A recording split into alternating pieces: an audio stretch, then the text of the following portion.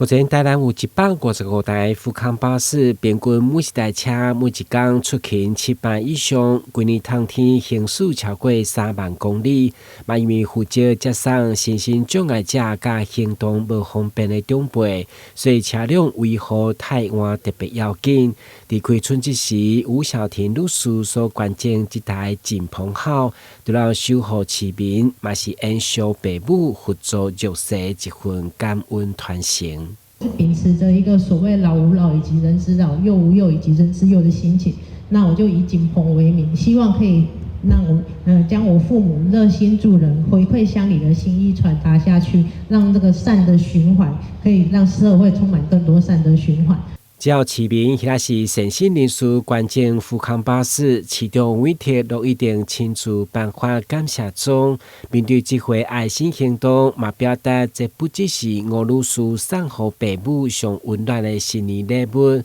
更是服務台灣市民上實際祝福。我們特別的謝謝曉婷小姐那能夠讓台南市的市民嘉惠台南市的市民，你要說。這個做功德就是最大的功德了那這個好人一定有好報這個福報要福報到景